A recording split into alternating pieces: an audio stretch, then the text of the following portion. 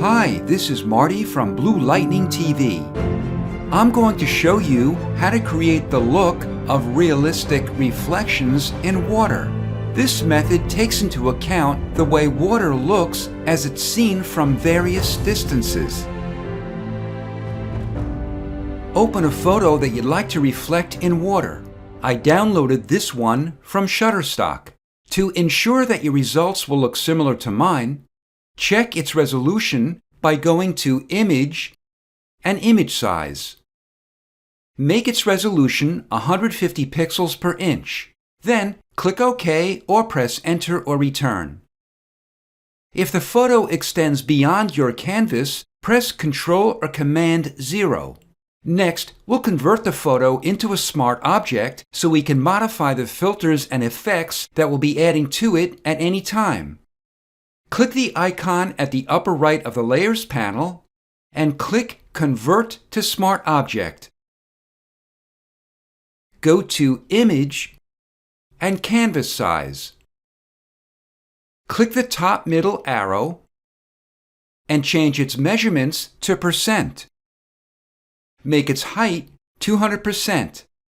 Then click OK.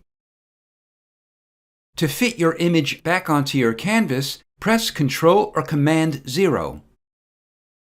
Make a copy of it by pressing Ctrl or Command J. Go to View and make sure Snap is checked. If it isn't, just click on it. Open your Transform tool by pressing Ctrl or Command T. Go to the top middle of the transform, and when you see a vertical double arrow, drag it down until your photo snaps to the bottom of your document. Then press Enter or Return. Drag the top layer below the bottom layer and name it Reflection.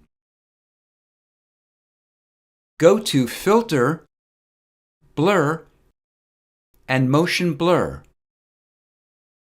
Make the angle 90 degrees and the distance 30 pixels. Then click OK or press Enter or Return. Go back to Filter, Distort, and Wave.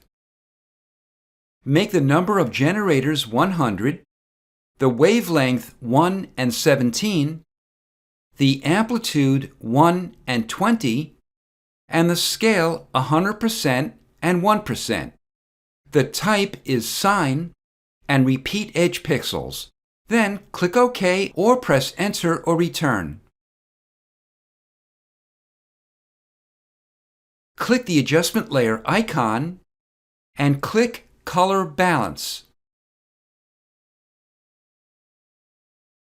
Under Midtones, in the yellow-blue field, type in 60. Let's place the reflection layer and its adjustment layer into a folder. To do this, Shift-click on the reflection layer to make it active as well, and press Ctrl or Command G. Control-click or Command-click on the new layer icon to make a new layer below the active layer. We'll fill the empty layer with black, but first, if your foreground and background colors aren't black and white respectively, press D on your keyboard. Since black is your foreground color, press Alt or Option plus Delete. Make the folder active and make a copy of it. Name the top folder Reflection Top and the bottom folder Reflection Bottom. Open the top folder and make the adjustment layer active. To restrict the adjustment layer to effect only the one layer below it, either click the clipping mask icon or press Ctrl-Alt-G on Windows or Command-Option-G on a Mac. Scroll to the bottom of your Layers panel and double-click Wave to open it. Make the number of generators 1, the wavelength 28 and 29, the amplitude 1 and 2, and keep the scale at 100% and 1%. Then click OK. This reflection is much milder than the first reflection we created. Because ripples look smoother the further away the water is to our vantage point, we're going to transition the top of the milder reflection with the first reflection. Click the Layer Mask icon to make a layer mask next to the active layer.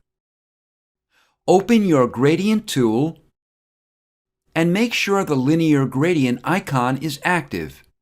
Click the Gradient bar to open the Gradient Editor.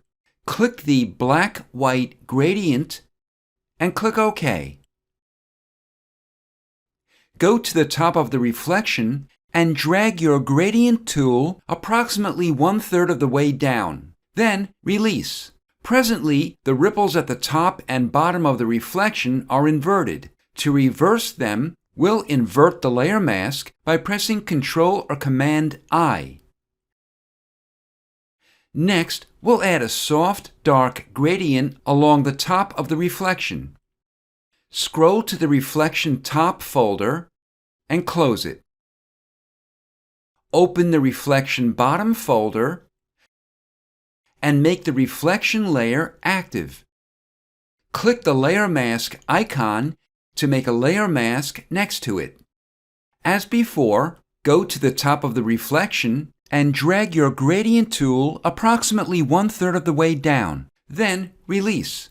Presently, the shoreline is a bit too dark, so we'll correct it by first closing the bottom folder and shift-clicking on the top folder to make it active as well. Open your Transform tool, and if you see this message, it's just telling us that the Smart Filters will be temporarily turned off as we use the Transform tool. Just click OK. Go to the top middle of the transform, and when you see a vertical double arrow, drag it up just a bit and press Enter or Return.